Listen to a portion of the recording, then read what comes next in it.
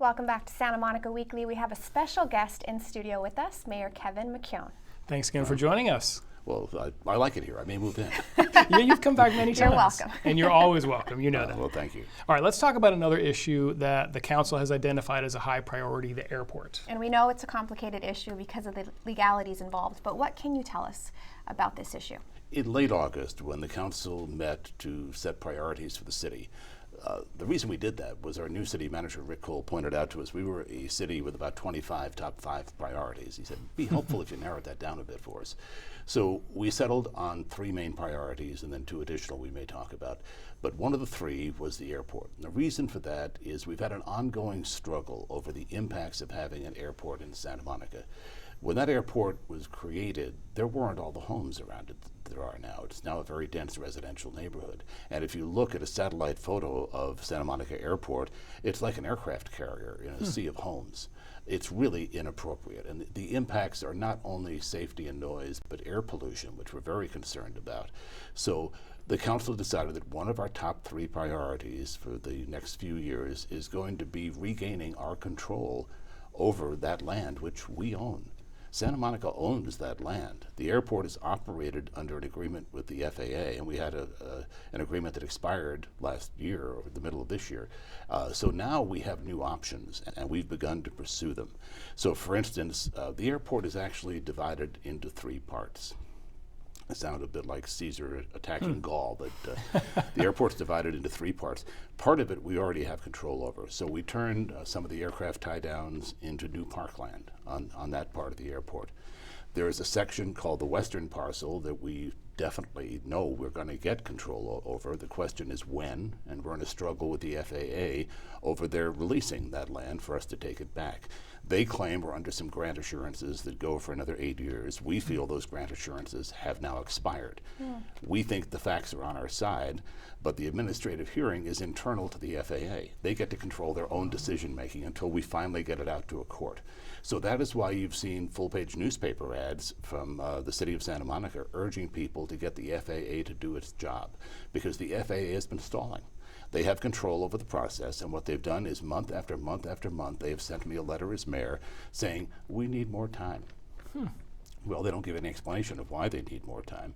And they know that we want our land back. Mayor Pro Tem Vasquez and Councilmember Himmelrich and I and our city attorney all traveled to Washington, D.C. last summer and made our case to the FAA. We've been very clear about the fact that we own that land and we want to make better use of it and more protective use for the residents. So in the meantime, while we're waiting to resolve the legal issues, there have been things that we as a city can do, and that's why we set this as a priority. We're going to hire somebody to, in fact, we're in the process right now of hiring someone to be the airport czar. Somebody whose focus, a staff member at the city, whose focus is on the issues of the airport, because we've all been working on it, but we all have other things to do, so we need somebody with that focus. We also had a council meeting fairly recently where we made some changes having to do with emissions at the airport. As I said, one of the concerns we've always had is air pollution that airport creates, because the piston aircraft run on leaded fuel. You can't buy leaded fuel for your car anymore. It's a known problem, especially for young people. We know that there is a higher level of lead in the ground in the vicinity of the airport. So we decided that from now on, the piston aircraft are going to have to use unleaded fuels. Okay. It can be done. It takes some conversion, et cetera, but that can be done. We also want the jets to move to cleaner, perhaps biofuels.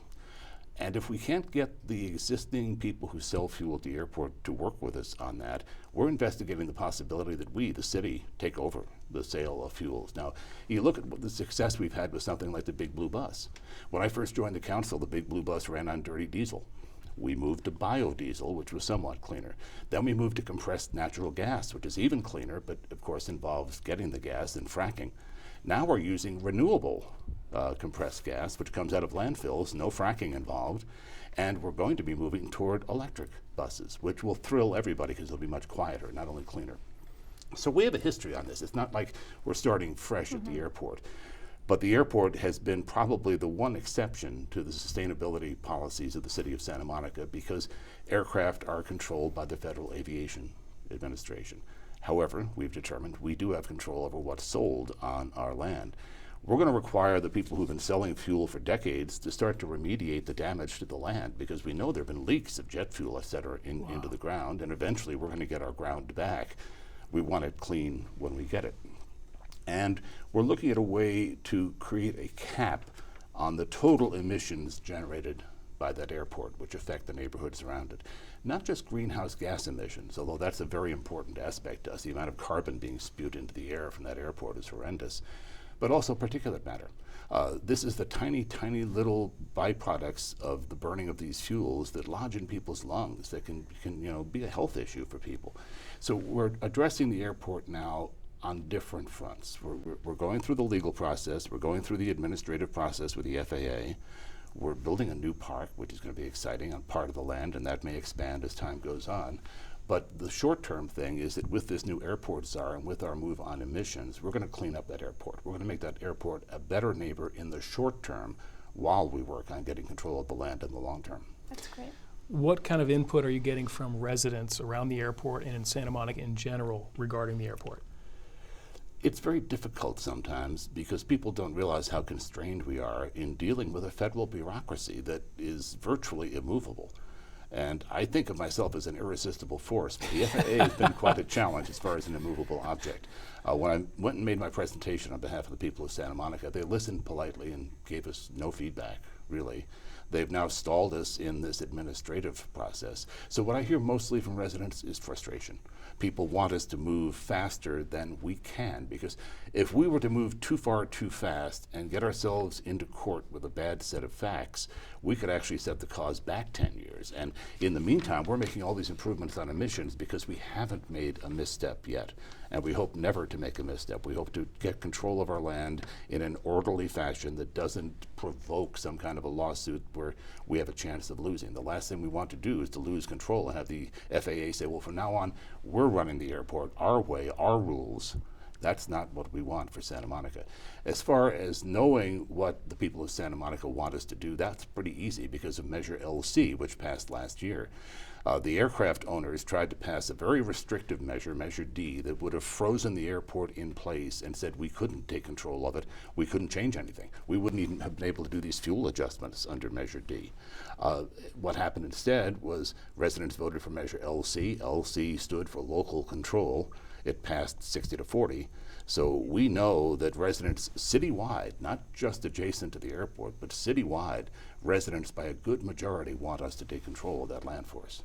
So who uses the airport exactly? Is it all private and all just general aviation flights? The airport's use has changed a lot over the years. I mean, there was a time when it was a general aviation airport, which meant it was mostly private propeller plane owners and hobbyists and flight schools. And what has happened over the years is that as jets came in and became a business transportation mode, we now have fractional jets and other jet companies there that are flying Hollywood executives and other business types in and out. And there's no doubt it's extraordinarily convenient to be able to fly in and out of Santa Monica if you're a business person as opposed to going through LAX. The problem is, of course, the impact it has on other people is just unfair. We all know that capitalism is amoral. And sometimes the government has to step in and make things right. And this is one of those instances where I think we as Santa Monicans have to say, no, it's not okay just because you can afford to fly in and out of Santa Monica Airport for us to allow you to do that in perpetuity and ignore the impacts on residents, the pollution, the noise, and the safety issues. I mean, we've had jets careen off the runway and burst into flames. And if that happens in a residential neighborhood, we will all be very sorry. Yes.